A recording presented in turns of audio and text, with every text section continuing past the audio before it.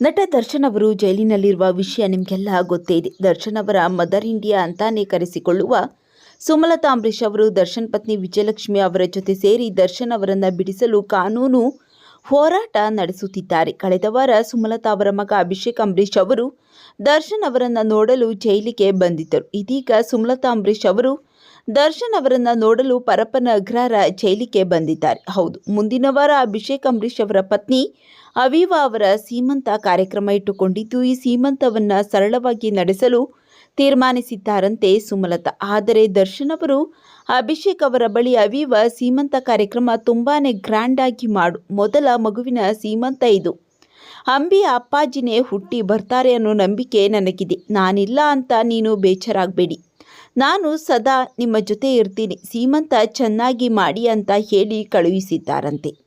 ಇದೀಗ ಸುಮಲತಾ ಅವರು ಸೀಮಂತ ಕಾರ್ಯಕ್ರಮದ ಬಗ್ಗೆ ಮಾತನಾಡಲು ದರ್ಶನ್ ಬಳಿ ಬಂದಿದ್ದು, ದರ್ಶನ್ ತುಂಬು ಹೃದಯದಿಂದ ಶುಭಾಶಯ ತಿಳಿಸಿದ್ದಾರೆ. ಅವೀವಾಗೆ ಒಳ್ಳೆಯದಾಗಲಿ, ಚೆನ್ನಾಗಿ ನೋಡಿಕೊಳ್ಳಿ, ನನಗೋಸ್ಕರ ಸೀಮಂತ ಮುಂದೂಡಬೇಡಿ, ನನ್ನ ಪ್ರೀತಿಯ ಆಶೀರ್ವಾದ ಸದಾ ಅವೀವಾ ಮೇಲೆ ಇರುತ್ತೆ ಎನ್ನುವ ಮಾತು ಹೇಳಿದ್ದಾರೆ. ದರ್ಶನ್ ಅವರ ಈ ಗುಣ ನೋಡಿ ಬಾಸ್ ನಿಮ್ಮದು ದೊಡ್ಡ ಮನಸ್ಸು, ದೊಡ್ಡ ಗುಣ ಎಂದು ಅಭಿಮಾನಿಗಳು ಕಾಮೆಂಟ್ ಮಾಡುತ್ತಿದ್ದಾರೆ. ದರ್ಶನ್ ಅವರ ಬಗ್ಗೆ ನಿಮ್ಮ ಅನಿಸಿಕೆಗಳನ್ನು ತಪ್ಪದೇ ಕಾಮೆಂಟ್ ಮಾಡಿ ತಿಳಿಸಿ.